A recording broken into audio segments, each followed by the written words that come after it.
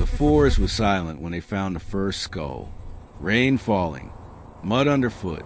6 American soldiers, alone in the English wilderness, part of a routine survival test. But by nightfall, they realized they weren't alone. Someone or something was watching them from the trees. And when the drumming started, the exercise became a nightmare. This is Forest Encounter. It was supposed to be a simple training exercise. 6 members of a U.S. Air Force survival team, trained in escape and evasion, were sent to the rolling green wilderness of northern England. The mission: disappear for 72 hours, avoid capture, and make it to an extraction point. The rain had been falling for 2 straight days, turning the forest floor into a swamp. The air smelled of wet earth and pine. Staff Sergeant Mason Hale led the team, a calm, squared-away instructor with 15 years of field experience. The others were young, tired, and soaked to the bone, but none of them would forget what they found in those woods. By the second afternoon, they were 20 miles into the wilderness. No roads, no phone signal, just wet moss and the constant hum of the wind through the pines. Private Torres was on point when he stopped abruptly. "Sir," he whispered, motioning to ground. Something pale glimmered beneath a mat of wet leaves, smooth, round, unmistakably bone. At first, they thought it was an animal skull, until Mason brushed away the dirt and saw empty eye sockets staring back. The skull was human, a clean fracture across the back of the cranium. No jaw, no sign of burial, just left there, half sunk into the mud. The team froze. Protocol said to mark the location and report it later, but curiosity and unease drew them deeper. 10 yards away, they found another skull, then another, and then they saw the huts. In a small clearing stood 3 crude shelters, made from branches, animal hides, and rope fashioned out of twisted bark. Each hut was no taller than a man, and lining the edge of the clearing were at least a dozen human skulls, arranged neatly in a half circle. Privately muttered, "This can't be part of the exercise." It wasn't. No one spoke for nearly a minute. The forest was dead silent. Even the wind had stopped. Then somewhere in the distance, they heard a faint, rhythmic sound. A slow, hollow thump, thump, thump. By dusk, the team had moved half a mile away and set up a coal camp. No fires, no lights. Mason didn't want to attract attention. He radioed command, but the signal was too weak. Just static. As the forest went dark, the drumming returned. Louder this time. Slower. It seemed to come from everywhere, echoing between the trees, sometimes close, sometimes far. Sergeant Hale tried to brush it off. Could be local kids. Could be part of the training scenario. But none of them believed it. Around midnight, Torres woke Hale. "Sir, you need to see this." Through the trees, faint orange light flickered, maybe half a mile away. A fire. The drumming grew steadier, and underneath it, a low hum, human voices chanting in rhythm. Mason motioned for everyone to gear up. "Let's check it out." Quietly, they moved in, keeping low, using night vision. When they reached the edge of a ridge, they saw it. In a clearing below, a large fire burned. Around it, 6 figures moved in a slow circle. They were barefoot, wearing tattered robes or maybe hides. Their faces were covered with masks made of bark and clay. The chant was deep and guttural.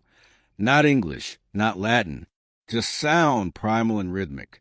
Private Lee started recording on his small camera, but when his flash accidentally triggered, the entire circle stopped. 6 heads turned in perfect unison, straight toward them. The drumming stopped. For a second, the forest was silent. Then the figures screamed a raw, inhuman noise, and the soldiers bolted. Branches tore at their uniforms as they sprinted through the dark. They didn't fire a single shot. They didn't even look back. Behind them came the sound of feet, Fast, light, unshod, hitting the wet earth. When they finally stopped, breathless and shaking, the forest was quiet again, but something had changed. At sunrise, they packed up to move. Torres noticed prints in the mud near their camp. Bare footprints, dozens of them, surrounding their perimeter. Mason counted at least 12 distinct tracks. Whoever, or whatever, had been out there had come close enough to watch them sleep. By noon, they found a dirt road, the first sign of civilization. Following it led them to an old stone farmhouse.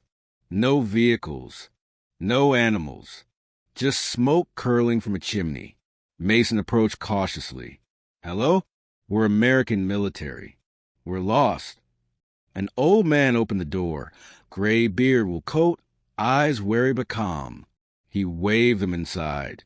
"You shouldn't be here," he said quietly. The inside smelled with smoke and damp straw. The old man poured tea into metal cups. He told them the forest had a history, strange disappearances going back centuries. Locals said the woods were once home to a druidic sect that refused to convert to Christianity.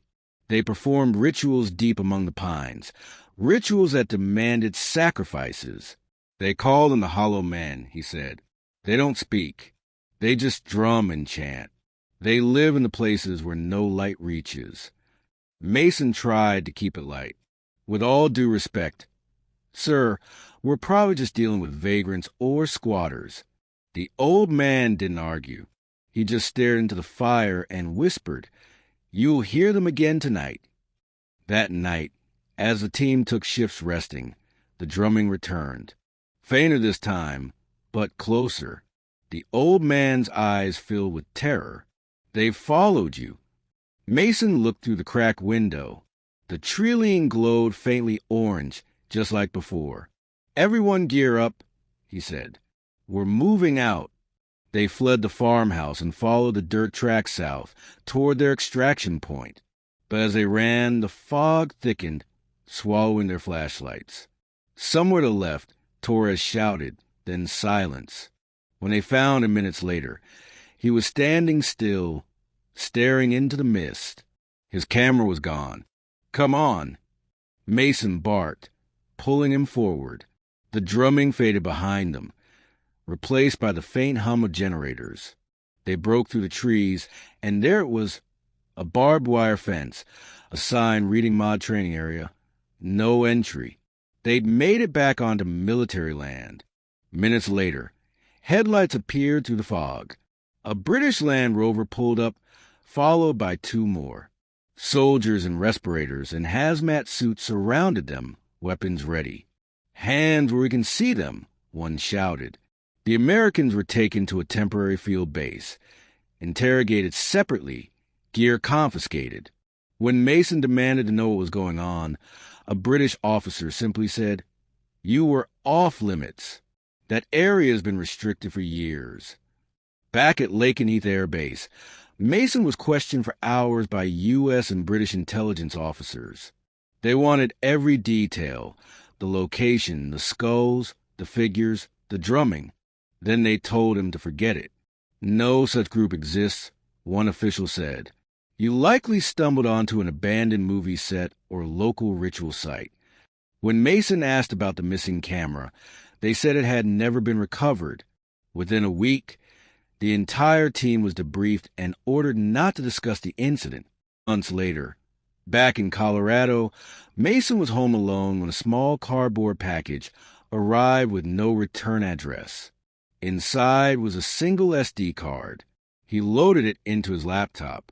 It was Torres's camera footage. The first clips were shaky, showing the fire in the clearing, the hooded figures circling the flames. The chanting grew louder, almost rhythmic enough to feel alive. Then the flash, the figures turning. For a split second, the camera caught something behind them. Not a person, taller, thinner, almost skeletal, standing at the edge of the light. Its skin looked pale and stretched, its face featureless except for dark hollows where eyes should be. Then the feed cut to static. Mason sat frozen, staring at the pause frame. The timestamp on the video was from that same night, hours after they'd escaped. And in the background of the final frame, faint but audible, was the drumming. That same hollow rhythm. Thump, thump, thump. He closed the laptop and looked toward the window. Outside, across the dark Colorado tree-line, a single orange flicker moved between the trees, in perfect rhythm with the sound. Forest encounter remains one of the strangest training incidents ever reported by U.S. forces overseas. The official files are sealed. The GPS data is missing, and the coordinates of the site have never been released to the public. But the men who were there, the ones who made it home, all tell the same story. The skulls were real, the drumming was real, and something in those woods followed them back. If you enjoyed this story, don't forget to hit like, subscribe, and tap the bell so you don't miss what's coming next. Because sometimes the truth is still out there, waiting to be found.